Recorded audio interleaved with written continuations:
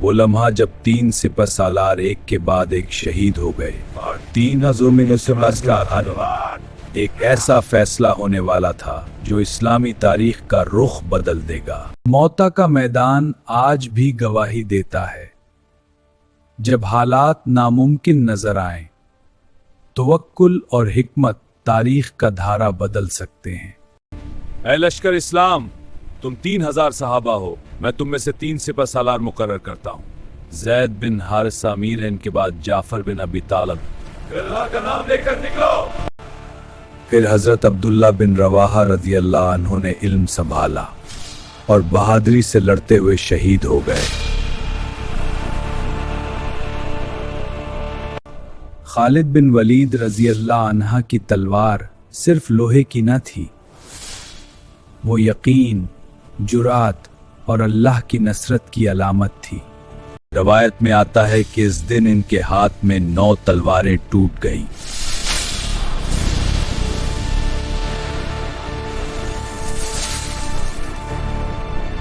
صحابہ نے مشورہ کیا، لیکن آخرکار انہوں نے اللہ پر توکل کرتے ہوئے آگے بڑھنے کا فیصلہ کیا۔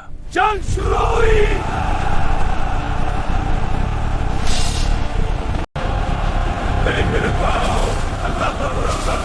ہم تعداد سے نہیں بلکہ ایمان سے لڑیں گے، ہم نہ آئیں گے۔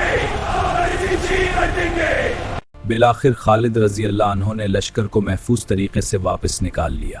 ظاہری طور پر یہ واپسی تھی، مگر حقیقت میں یہ ایک عظیم عسکری کامیابی تھی۔ یا مسلمون ثبتوا، سنات نصر یا خالد، رسالہ من رسول اللہ وماذا فیها۔ اسی لمحے ایک مجاہد آگے بڑھا، خالد بن ولید رضی اللہ عنہ۔ اس حکمت عملی نے رومیوں کو محتاط کر دیا۔ شدید لڑائی کے باوجود خالد رضی اللہ عنہ نے مسلمانوں کو مکمل تباہی سے بچا لیا۔ پہلے زید بن حارثہ رضی اللہ عنہ، اگر وہ شہید ہو جائیں تو جعفر بن ابی طالب رضی اللہ عنہ، اور اگر وہ بھی شہید ہو جائیں تو عبداللہ بن رواحہ رضی اللہ عنہ۔ یہ ترتیب صحیح احادیث میں مذکور ہے۔ سب سے پہلے حضرت زید بن حارثہ رضی اللہ عنہ علم اٹھائے ہوئے آگے بڑھے۔ شدید حملوں کے درمیان وہ شہید ہو گئے۔ جب مسلمان لشکر موتا پہنچا تو انہیں معلوم ہوا کہ رومی اور ان کے اتحادیوں کی تعداد لاکھوں میں ہے۔ روایات میں 1 لاکھ یا اس سے زیادہ کا ذکر ملتا ہے۔ 3000 بمقابلہ ایک عظیم لشکر۔ وہ اس وقت تک مسلمان ہوئے زیادہ عرصہ نہیں گزرا تھا، لیکن اللہ نے انہیں غیر معمولی عسکری صلاحیت عطا کی تھی۔ پھر حضرت جعفر بن ابی طالب رضی اللہ عنہ نے جھنڈا سنبھالا۔ صحیح بخاری میں آتا ہے کہ ان کے دونوں ہاتھ کٹ گئے۔ بعد میں رسول اللہ اپنے بازوؤں سے فرمایا کہ اللہ نے جنت میں 2 پر عطا کیے جن سے وہ اڑتے ہیں۔ تینوں مقررہ سپہ سالار شہید ہو چکے تھے۔ لشکر کے اندر اضطراب پیدا ہو سکتا تھا، شکست یقینی لگ رہی تھی۔ انہوں نے حکمت عملی بدلی، رات کے وقت لشکر کی ترتیب بدل دی، اگلی صفوں کو پچھلی صفوں میں آ دیا۔ صبح دشمن نے نئے چہرے دیکھے تو انہیں گمان ہوا کہ کمک آ چکی ہے۔ لیسوا بالفرارین بل الکرارین انشاءاللہ۔ هذه الكلمات موجود في الاحاديث الصحيحة۔